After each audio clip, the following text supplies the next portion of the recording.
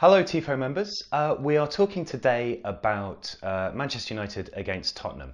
This is something that we are going to trial on the members channel to see whether it works. A brief breakdown of a game that's just happened so we can be a bit more reactive. Obviously our videos normally take quite a long time to make, and for that reason we can't respond to games and examine them because by the time they've come out then it's not really relevant. But this is a format we're going to have a go at. Let us know what you think. It's really important that we get your feedback. If it's rubbish, tell us. If there are ways we can improve it, tell us. We're really keen to hear what you think. And we're also going to get a light because obviously this is not ideal. So Manchester United against Tottenham. Big game. It was probably the first major test of Ole Gunnar Solskjær's credentials as a tactical manager. Obviously everyone has been talking about the feeling of goodwill and happiness that he's engendered there, the sense that the players felt shackled under Mourinho, and Solskjær has waltzed in as a former player who gets the Manchester United way and says, go out, have fun, play football, and it's great. But they've played easy teams, relatively easy teams. This was the first time that people wanted to see whether Solskjær could adjust tactically. So both teams set up in kind of a midfield diamond formation. What we've done here is sketched out roughly what Manchester United's front six were doing. So we've got wide forwards here, Anthony Martial, Marcus Rashford. Jesse Lingard here, kind of as a 10, kind of as a false 9. Paul Pogba here on the left in a more attacking role. Ander Herrera, and then at the base of that diamond we've got Nemanja Matic. Spurs in the first half set up reasonably similarly. What we're going to look at here though is how United attacked and why they did that.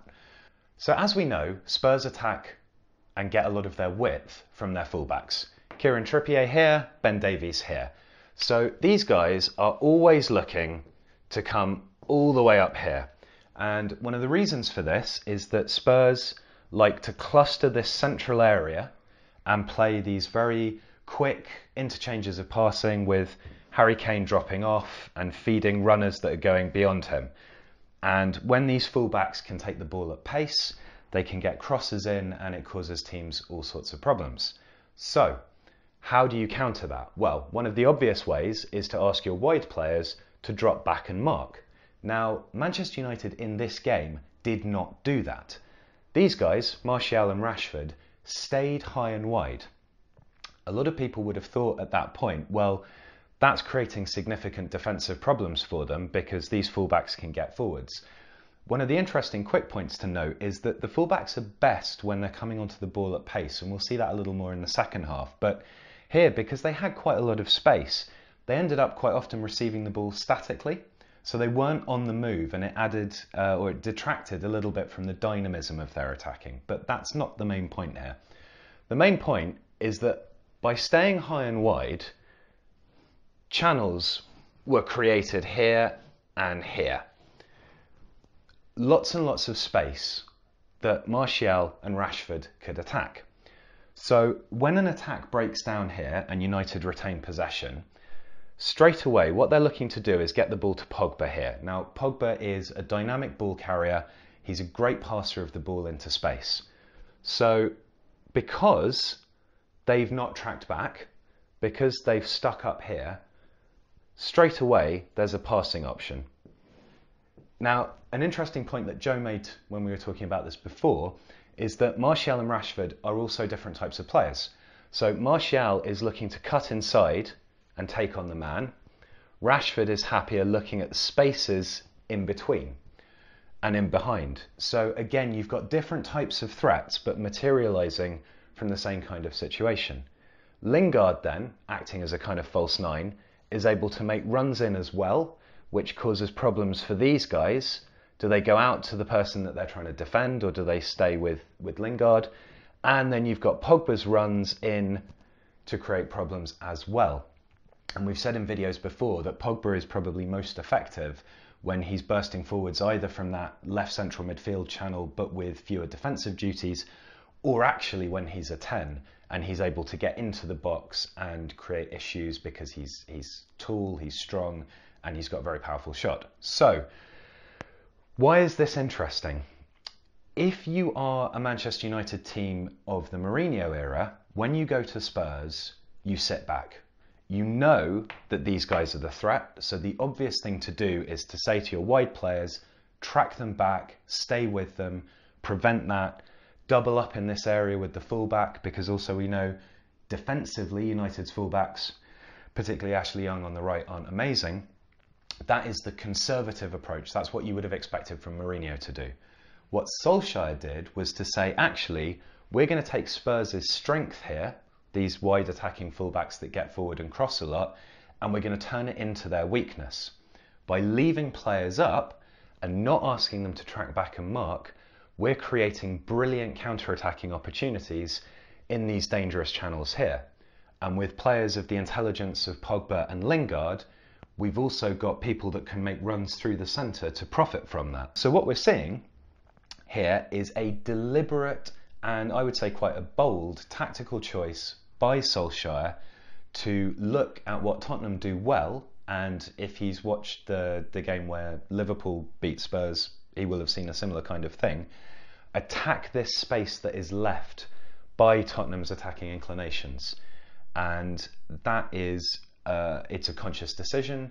It's something that you wouldn't have expected from a Manchester United side prior to Solskjær, and it's a definite sign that he's a manager who's not just come in and, you know, ridden a wave of goodwill and made everybody feel happy, but he's making sensible decisions based on analysing the opposition and tactical choices as a result of that.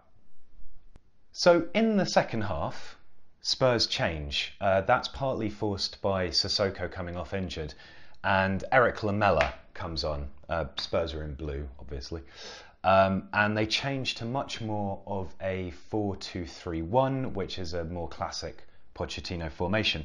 What we've shown here is that these fullbacks are still getting up high, but now Spurs are much more comfortable with the way they're doing that, because these guys, Son and Lamela, are either looking to make runs off here or runs in here.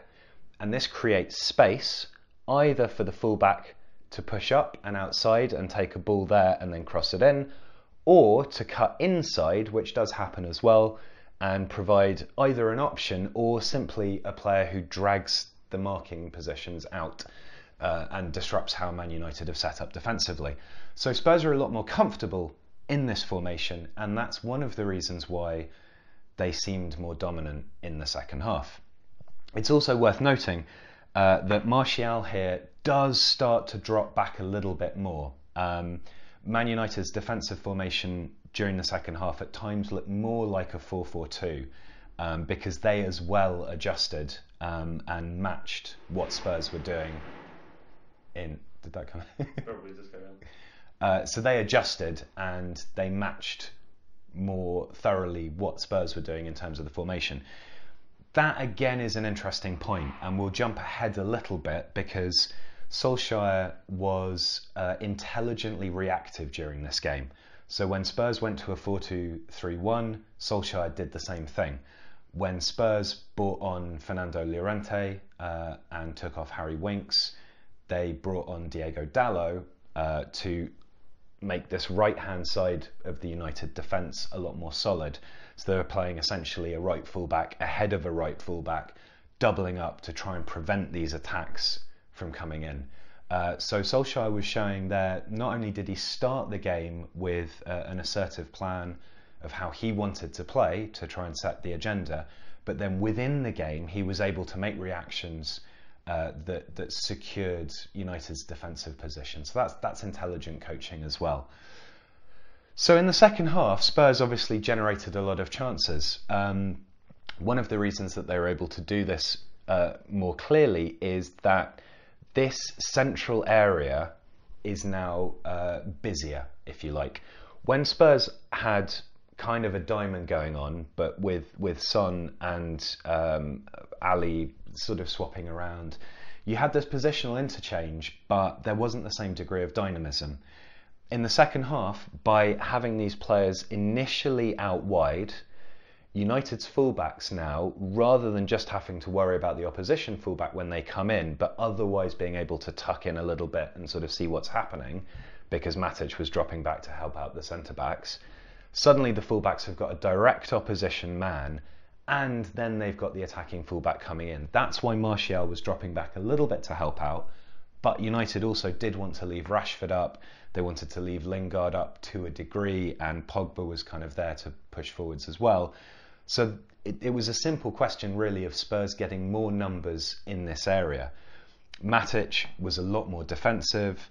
Herrera was a lot more the person who was sort of pushing forwards and trying to close down those options, particularly from Eriksen and Winks, before the play developed. But we saw Spurs much, much more assertive. Now, essentially, what happened was that David De Gea made a lot of saves. Some of these were good saves and some of them were kind of really poor efforts. But what was interesting was that United didn't entirely retrench from the way they set up.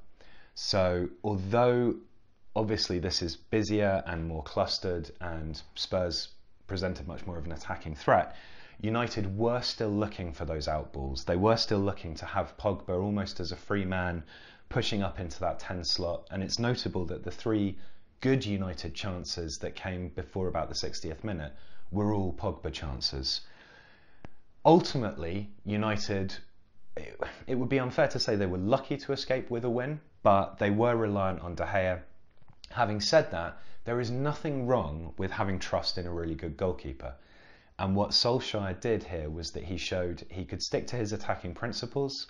He could make intelligent adjustments in game to mitigate threats as they presented themselves, particularly when Spurs went to this much more attacking and for them much more natural formation. And he showed that he's not just somebody who comes in and makes everybody feel happy to play football again. Is it necessarily indicative that he's a great tactical manager who's going to go on to have a long and successful career at United? No. But this was the first opportunity that he had to show that he knew what he was doing, that he wasn't just a former player, and he did that. So credit there to Solskjær. We'll be back probably next week with another of these games. We'll have a look and basically pick what we think is the most exciting. So that may be Premier League, that may be somewhere else. Anyway, as we said, please let us know what you think. Stick some comments below the video. Contact us through the community page. We'd be really interested to hear what you have to say. Thanks very much.